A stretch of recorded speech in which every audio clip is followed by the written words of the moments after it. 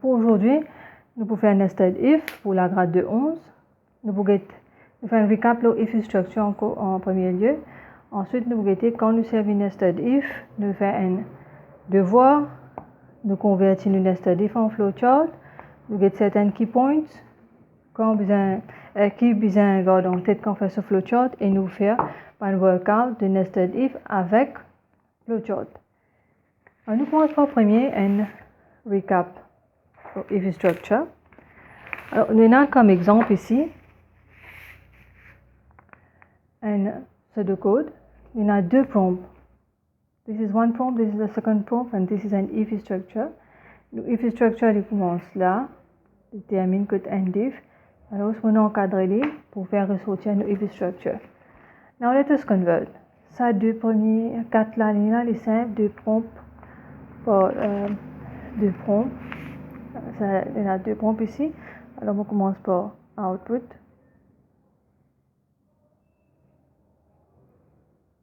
Name. J'identifier plus au milieu.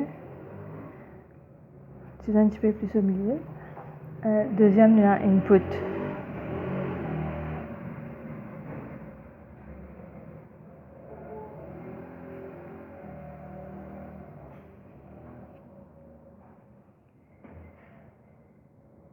Il y a output.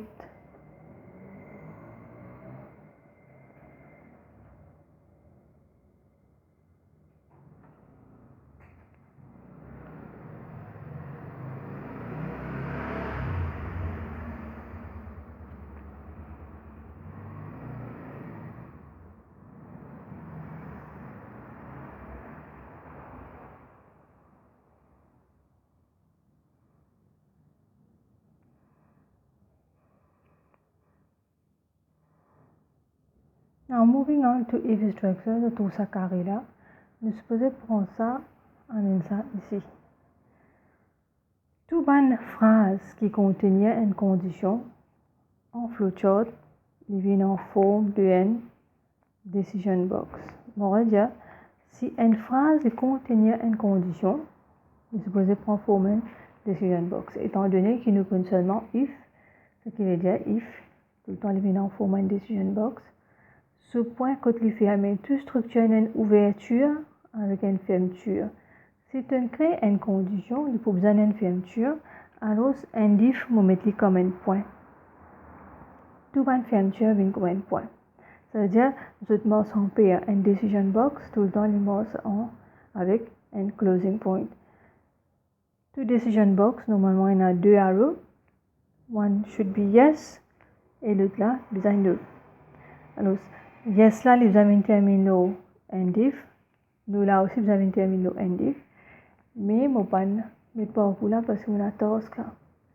So the task on the yes side is going to be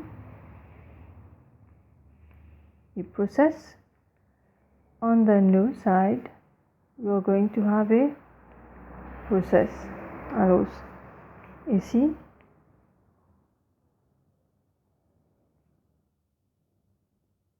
on peut prendre ça, on copie d'un côté yes.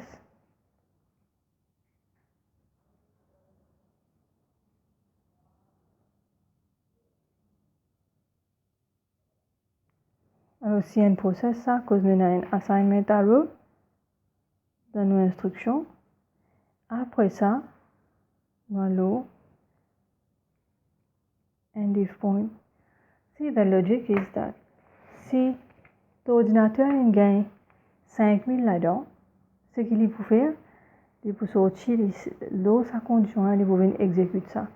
Du moment où il finit d'exécuter ça, jamais il ne va pas le else pour faire ça là. Parce qu'il est supposé faire une celle dans le travail là. Il finit d'exécuter ça, il faut sortir là, il va directement le end if. Et c'est pour ça qu'il y a un flowchart. Quand tu finis de faire un parcours, ces conditions-là viennent vraies, ils viennent là, et il y a le end if. Et d'un côté, nous supposons là, ça là. Alors, on peut là, bonus, assign, 4 sur 100, multiplié par EMP, salary, toujours, c'est N. Now see, the logic is, pour ça, ici, là, on explique cette logique. Si ça, il y a 2000 là-dedans, dans sa boîte là. Alors, si pas cliquant sur 4000, il n'est pas pour faire ça là. Ce qu'il faut faire, il parle d'un côté else. Il faut faire sa deuxième instruction là.